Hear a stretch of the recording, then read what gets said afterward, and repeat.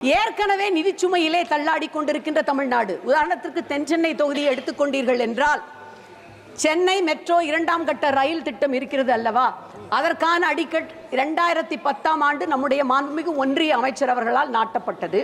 சென்னையிலே கலைவாணர் அரங்கத்திலே 2011ஆம் ஆண்டு நம்முடைய மாண்புமிகு பிரதமர் அவர்கள் அதற்கு நிதியை அறிவிக்கின்றார், 63,000 கோடி அளிக்கப்படும் என்று.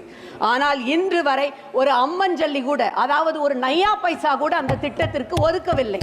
தமிழ்நாட்டு மக்கள் அனைவரும் நம் மக்கள் என்னும் கருணை உள்ளத்தோடு எங்களுடைய மாண்புமிகு முதலமைச்சர் அவர்கள் 33,000 கோடி ரூபாய் ஒதுக்கி அந்த பணியை துவக்கி இருக்கின்றார். ஏற்கனவே அந்த நிதிச்சுமை, இப்பொழுது பாருங்கள், பிரதம மந்திரியின் வீடு வழங்கும் திட்டத்தில் அடுத்த 5 ஆண்டுகளில் 3 கோடி வீடுகள் கட்டப்படும் என்று அறிவித்திருக்கின்றார் நிதியமைச்சர்.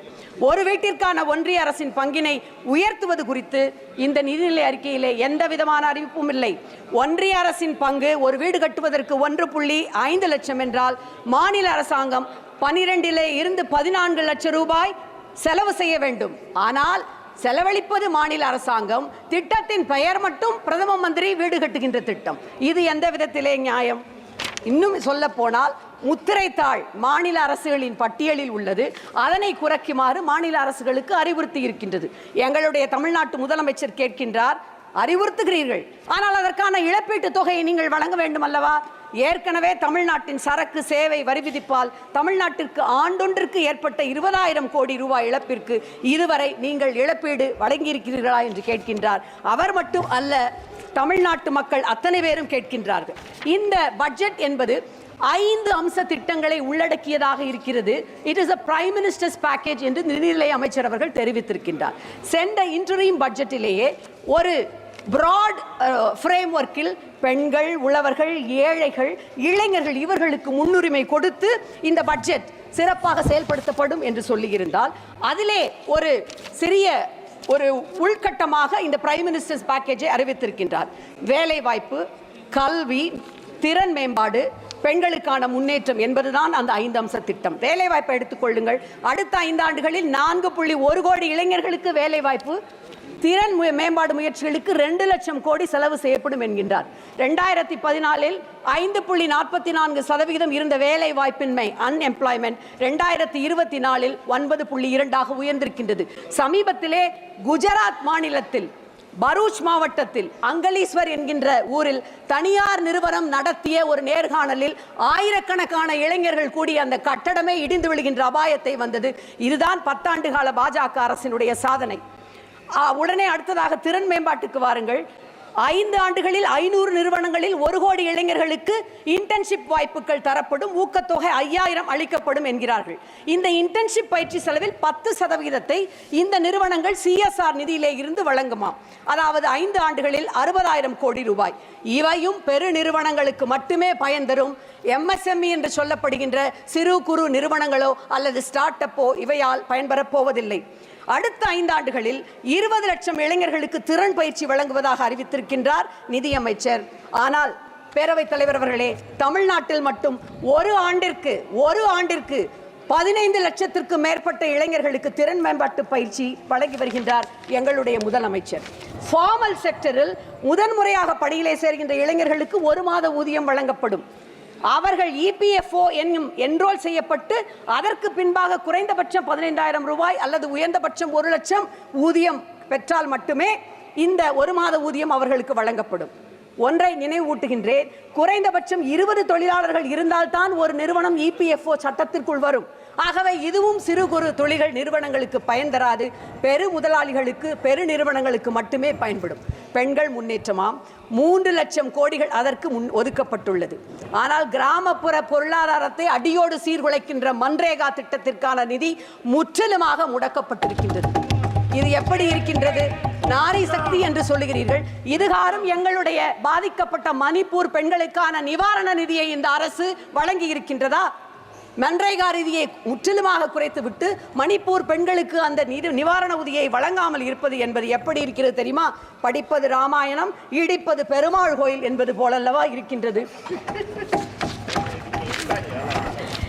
இன்னும் சொல்ல போனால், ஒன்றை நான் உங்களிடையே இங்கே சுட்டிக்காட்ட விரும்புகின்றேன்.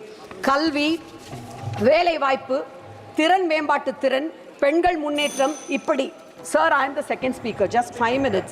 இப்படி அனைத்திலுமே அடிப்படை கட்டமைப்புகளை சிதைத்துவிட்டு கோபுரத்திலே உங்களை உட்கார வைப்போம் என்கின்ற பொய் வாக்குறுதிகளை அள்ளித்தெளிப்பதாக இருக்கின்றது. கல்வி என்று வரும்பொழுது நீங்கள் அடிப்படை கல்விக்கான இவ்வளவு கோடிகள் ஒதுக்குகிறீர்கள் என்று சொல்கின்றீர்கள்.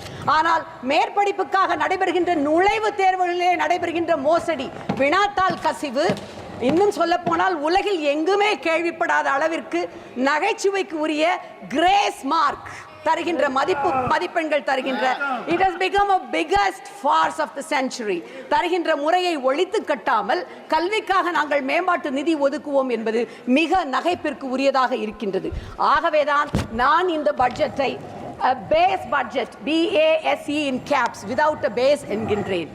It is a Bihar, Andhra Pradesh satisfying elbow greasing budget, base budget without any base. நான் இங்கு 1910ஆம் ஆண்டு 11ஆம் ஆண்டு பிரிட்டிஷ் பாராளுமன்றத்திலே அன்றைய லிபரல் அரசாங்கத்தினால் சமர்ப்பிக்கப்பட்ட நிதிநிலை அறிக்கை ஒன்றை சுட்ட விரும்புகின்றேன். பீப்புள்ஸ் பட்ஜெட் என்று அது இன்றளவும் பாராட்டப்படுகின்றது. ஏனென்றால் அது பிரிட்டனில் உள்ள வசதிமிக்க பெருமுதலாளிகளிடம் உள்ள பணத்தை அவர்களிடம் வரியாக பெற்று சமூக நலன் சார்ந்த திட்டங்களுக்கு பயன்படுத்தும் அறிவிப்பை வெளியிட்டது. அதை தயாரித்தவர்கள் டெரிபிள் ட்வின்ஸ் என்று சொல்லப்படுகின்ற அன்றைய chancellor of exchequer David Lloyd George, அவரது நண்பர் வின்ஸ்டன் சர்ச்சில். ஆனால் இந்த பட்ஜெட் அதற்கு எதிர்மாறாக மாநிலங்களை மாற்றாந்தாய் மனப்பான்மையோடு அணுகுகின்ற stepmotherly budget. I would like to quote our party supremo, the founder of our party, அவர் பேரறிஞர் அண்ணாதுரை இங்கே மேலவை உறுப்பினராக இருந்த பொழுது அவர் பேசியதை இங்கே குறிப்பிட விரும்புகின்றேன். I quote, "What right has this government to demand more and more taxes when their performance is of such a low order? I think that this government, after having taxed the people so much, has not given proper returns or proper accounts to the nation. Therefore, though I realize that I do not have the power to stop it, I cannot abet a crime of allocating colossal sums to this inefficient, unrealistic, unresponsive and undemocratic government that is being carried on. But whatever may be the criticism that is offered on this side, they have their numbers and their logic is based on numbers.